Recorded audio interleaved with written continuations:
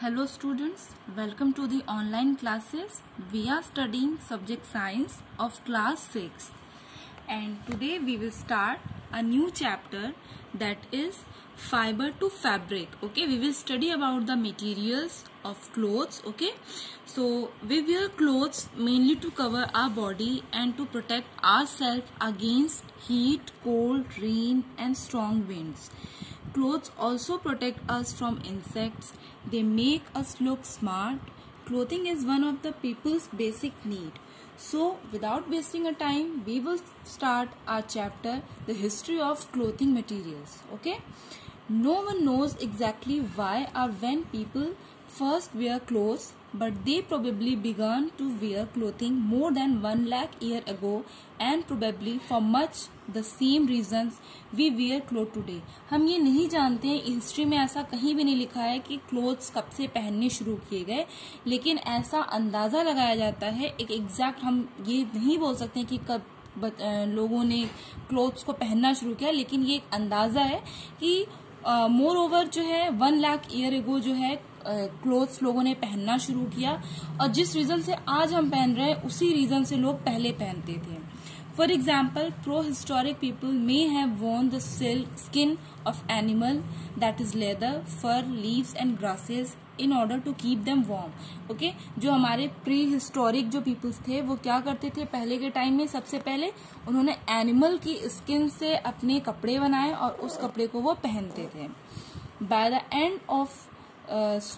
end of old stone age, about 25,000 years ago, people have invented the needle, which enable them to sew animal skin together into clothing.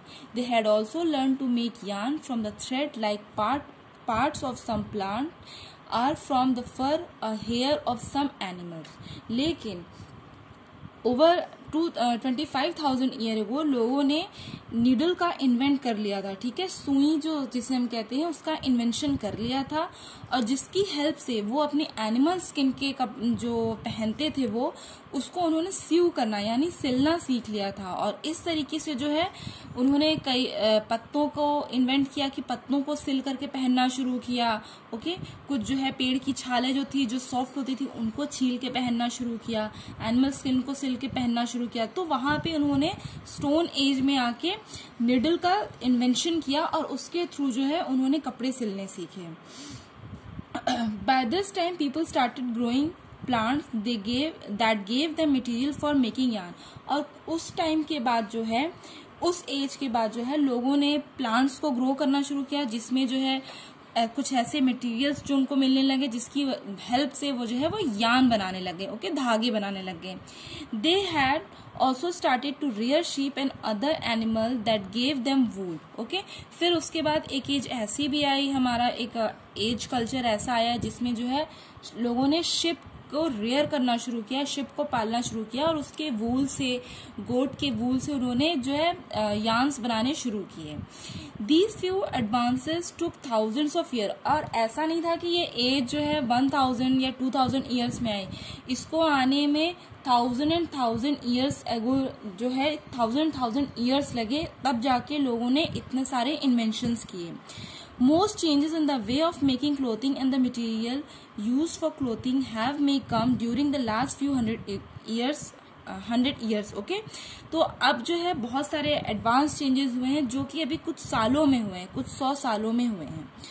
Until about 400 years ago, people had no machine for making clothes. अभी कुछ 400 साल पहले तक लोगों के पास clothes बनाने के लिए मशीन नहीं थी. Most family made their own clothes. बहुत सारी फैमिलीज अपना कपड़ा खुद से बनाती थी. During the late 17th and 18th, the invention of several machines brought the cloth industry into existence. लेकिन 17th और 18th के टाइम में कुछ ऐसे इन्वेंशन हुए मशीनों के जिसकी वजह से क्लोथिंग इंडस्ट्री जो है वो एग्जिस्टेंस में आई, फेम में आई. Today people in most part of the world can buy ready to wear garments made in large clothing factory. Okay, लेकिन आज के टाइम में क्या है कि बहुत सारे इतने सारे क्लोथिंग इंडस्ट्रीज ओपन हो चुकी है कि लोगों को रेडी टू वियर गारमेंट्स जो है बहुत ही इजीली मिल जाते हैं. Now, clothing materials, fibre. Clothing material include many natural and artificially created substances जिनको हम कहते हैं fibre. Fibre is a hair like strand of substances that is extremely long as compare to its width. Fibre जो है वो एक hair like जो है स्ट्रैंड होता है जो कि एक ऐसा सब्सटेंस है जो कि अपनी विड्थ यानी कि अपनी चौड़ाई से अगर उसकी चौड़ाई से कंपेयर करें तो उसकी लंबाई बहुत ज्यादा होती है. अ fibre is at least 100 time longer than it is wide. Okay, fibre जो होता है वो 100 गुना ज्यादा लंबा होता है अपनी चौड़ाई से. Fibre are flexible and may be spun into yarn and made into fabric. A fibre is the smallest visible unit of any cloth. Fibre जो है सबसे स्मॉलेस्ट यूनिट होती है क्लोथ्स को बनाने की, और फाइबर जो है वो बहुत ही फ्लेक्सिबल होते हैं और उन्हीं की हेल्प से है यान बनते हैं और यान हेल्प करते हैं हमारी फैब्रिक बनाने में. So there are two types of materials. पहला हमारा नेचुरल मटेरियल्स है जिनमें एनिमल फाइबर्स में जो एनिमल्स फाइबर्स हैं जैसे कि वूल, सिल्क, फर, एनिमल स्किन, लेदर, और प्लांट फाइबर्स जो हैं जैसे कि कॉटन, जूट, फ्लैक्स एंड हेम. ठीक है, नेचुरल फाइबर्स जो हैं वो बायोडिग्रेडेबल्स होते हैं, बहुत ही जल्दी वो नेचर को हार्म नहीं पहुंचाते हैं. But artificially created clothing material जिसमें इंक्लूड है हमारा synthetic fibre, as they are manufactured from chemicals, ये केमिकल से प्रिपेयर होते हैं. लेकिन सिंथेटिक फाइबर जो है स्ट्रांग होते हैं नेचुरल फाइबर के कंपैरिजन में. For example rayon, nylon, polyester, acrylic, olefin etc are synthetic fibre. Synthetic fibres are non degradable. ये कई बार हमारे नेचर्स को बहुत हार्म पहुंचाते हैं. नाउ प्लांट फाइबर, इसमें हमारा सबसे पहला पॉइंट आता है cotton. Okay, cotton is the most widely used of all plant fibres. It is obtain from fruit of cotton plant. Cotton जो है वो मोस्टली हमारे हर एक फाइबर्स जो है उसमें सबसे मेन होता है वो, और ये जो है कॉटन प्लांट के फ्रूट से हमें मिलता है. Cotton fibres are mostly use to make clothing. Cotton fibres जो है वो मोस्टली कपड़े बनाने के लिए यूज होते हैं. Unlike other fibres, the cotton fibres can absorb moisture. This makes cotton clothing feel cooler in summer and warmer in winter. अब जो कॉटन क्लोथ्स होते हैं वो बहुत ही जल्दी मॉइस्चर को एब्जॉर्व करते हैं. That is the main reason कि कॉटन क्लोथिंग जो है वो समर में हमें कूल फील कराती है और विंटर में हमें वार्म जो फीलिंग होती है कपड़ों से वो हमें मिलती है. Clothing made of cotton is also durable because the fibres are strong. अब जो क्लोथिंग जो कपड़े कॉटन से बनते हैं वो बहुत ही ज्यादा स्ट्रॉन्ग होते हैं क्योंकि ये बहुत ही ड्यूरेबल होते हैं, बहुत ज्यादा चलते हैं. Cotton clothes are most comfortable than synthetic fibre clothing. Cotton clothes जो होते हैं बहुत ही ज्यादा कंफर्टेबल होते हैं अगर उसका कंपेयर हम सिंथेटिक फाइबर से करें. The cotton wool is also use for filling mattress, quilts and pillows. जो कॉटन वूल्स होते हैं वो बहुत ही ज्यादा यूजफुल होते हैं, फिलिंग के लिए भी यूज होते हैं, हमारी मैट्रेस, क्विल्ट्स और पिलो की फिलिंग के लिए. Cotton requires a warm to hot climate with many sunny days. Cotton को जो क्लाइमेट चाहिए रहता है वो वार्म से लेकर के हॉट क्लाइमेट चाहिए रहता है जिसमें बहुत सारे सनी डेज होने चाहिए. Plant grows best in black soil rich in nitrogen, potassium, phosphorus and certain other nutrient.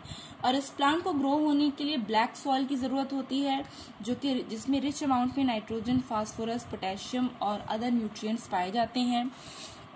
India में जो है बहुत कम स्टेजेस है जहाँ पे कॉटन पाए जाते हैं, जैसे कि ग्रो किए जाते हैं, जैसे Punjab, Gujarat, Maharashtra, Madhya Pradesh, Karnataka, Andhra Pradesh and Haryana. Now there is a term ginning which is arises from the cotton balls. Cotton is usually pick by hand. जो कॉटन बॉल्स होती है उससे हम कॉटन को बाय हैंड उसे हम पिक करते हैं, उसे मशीनों के थ्रू हम पिक नहीं कर सकते. Fibres are then separated from the seed by combing. अब जो फाइबर होता है कॉटन के अंदर, कॉटन के, उसको जो है कॉम्बिंग के थ्रू जो है हम उसको सीड से अलग करते हैं. इसी प्रोसेस को हम गिनिंग कहते हैं. Nowadays machines are also use for ginning. और आज के टाइम में बहुत ही एडवांस टाइम है तो इसलिए गिनिंग जो है वो मशीनों के थ्रू होती है. After ginning bales of cotton are made, और गिनिंग के बाद जो है कॉटन की बेल्स बनाई जाती है ताकि उनसे यार्न्स बना सकें. Okay, so students, we have completed till cotton. Now in the next video we will study about jute. Till then student, revise the chapter. We'll see you in the next video. Bye bye.